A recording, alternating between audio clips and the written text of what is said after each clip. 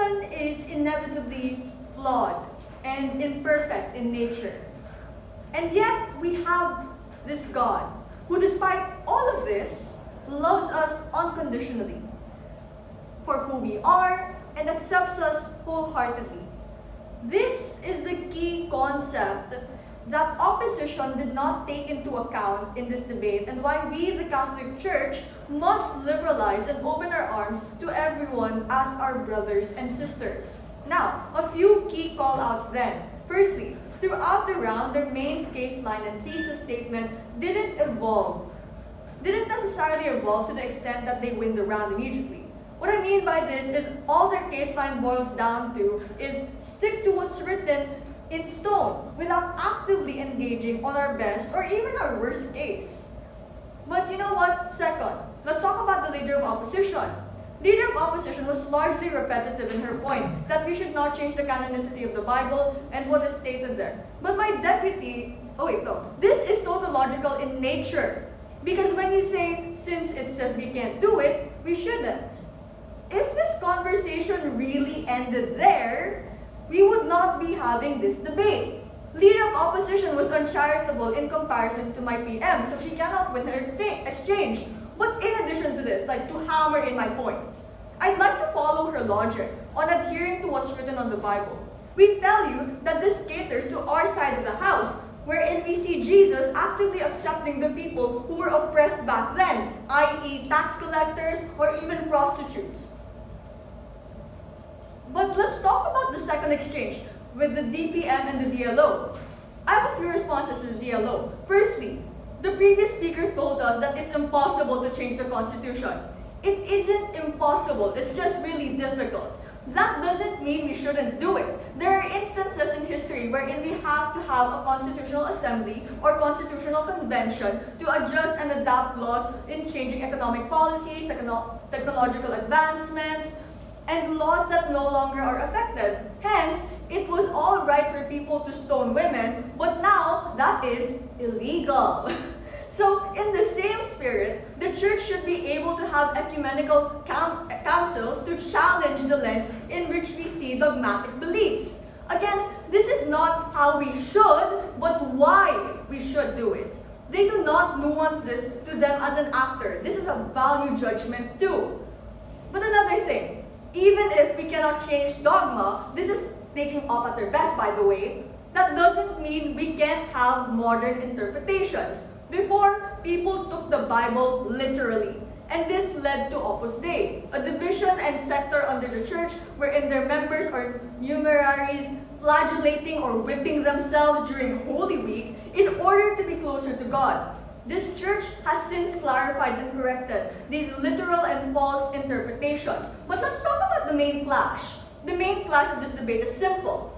Where are the fundamental principles of the Catholic Church better displayed and better represented?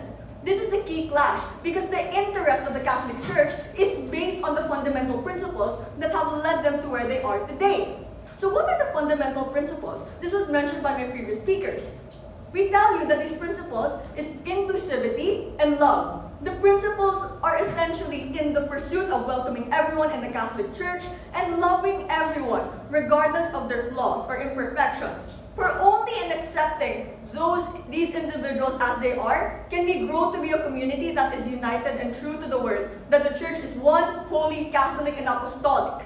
We cannot be one as a community if we have individuals actively condemning them, or worse, people who are indifferent to these individuals, which is what my deputy even brings up. So we tell you, a lot of what PM told you stands and is not responded to because LO was quite dismissive. Their only response was that these things are codified as dogma and that it contradicts the Bible. We tell you that these books and literature should be dynamic and evolve even. As we mentioned in the example of the Vatican II, I'll be extremely charitable on our side of the house and build this case that opposition has. Even on our side of the house, those who condemn us, those who condemn these individuals will actively go against the liberalization of the Catholic Church to create a schism. There can be a back and forth discourse among those who now become empowered because the Church finally accepts accepts them and just doesn't tolerate them through soft stances that PM already told you.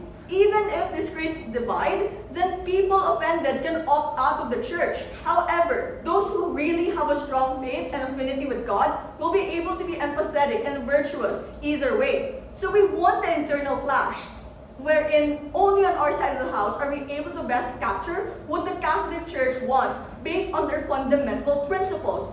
Even if, however, opposition whip tries to counter this, they cannot take this internal clash. Why? 3 things. Firstly, because of a simple comparative, wherein on their side of the house, they stick to the canon of the Bible and what is written in stone. What happens in the long term is that we weaken the sphere of influence that the Catholic Church has because it refuses to acknowledge that the world is changing and chooses not to adapt. At the very least, on our side of the house, we adhere to the interests of the Church being both loving and inclusive, which strengthens the Catholic Church as a community, which means we also win the external clash.